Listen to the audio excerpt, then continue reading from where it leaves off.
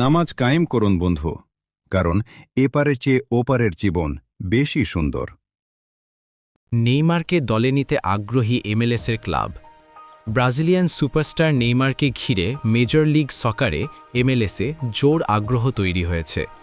The new York টাইমসের তথ্য অনুযায়ী এমএলএসের ক্লাব এফসি সিনসিনাটি ইতোমধ্যেই নেইমারের সঙ্গে যোগাযোগ করেছে এবং দুই পক্ষের মধ্যে প্রাথমিক আলোচনা শুরু হয়েছে। নেইমার বর্তমানে তার শৈশবের ক্লাব সান্তোসের সঙ্গে চুক্তিবদ্ধ। 2026-এর শেষ পর্যন্ত এই চুক্তির মেয়াদ আছে। একই সঙ্গে তিনি কোচ কার্লো আঞ্চলত্তির বিশ্বকাপ পরিকল্পনায় জায়গা করে নেওয়ার লক্ষ্যেও কাজ করছেন। দীর্ঘদিনের ইনজুরি থেকে ফিরে তিনি খুব দ্রুতই নিজের দক্ষতার ঝলক দেখাতে শুরু করেছেন। সূত্র জানিয়েছে, আলোচনা এখনও প্রাথমিক পর্যায়ে রয়েছে। এফসি সিনসিনাটি মূলত নেইমারের আগ্রহ ও তার আর্থিক চাহিদা যাচাই করছে। ক্লাবটি মনে করে তাদের শক্তিশালী আর্থিক সামর্থ্য ও আধুনিক সুযোগ সুবিধা আন্তর্জাতিক তারকাদের আকর্ষণ করতে পারে। তবে বড় একটি বাধা হচ্ছে, এই মুহূর্তে তাদের কোনো ডেজিগনেটেড প্লেয়ার স্লট খালি নেই।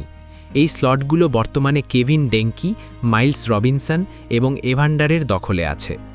আগামী কয়েক মাসে বোঝা যাবে আলোচনা কতদূর এগোয় এবং নেইমার সাও পাওলো ছেড়ে ওহিওতে যেতে রাজি হন কিনা। আল হিলালে সংক্ষিপ্ত ও হতাশাজনক সময় কাটানোর পর শিকাগো ফায়ারে তার যোগ দেওয়ার সম্ভাবনা থাকলেও শেষ পর্যন্ত তা না করে সান্তোসে ফিরে গিয়েছিলেন তিনি।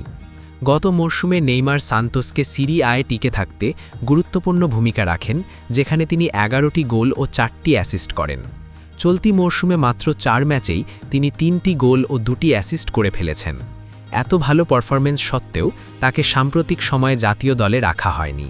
এতে নেইমার হতাশা প্রকাশ করে বলেছেন, তিনি দুঃখিত ও হতাশ, তবে আগামী বিশ্বকাপের আগে জাতীয় দলে জায়গা পেতে কঠোর পরিশ্রম চালিয়ে যাবেন।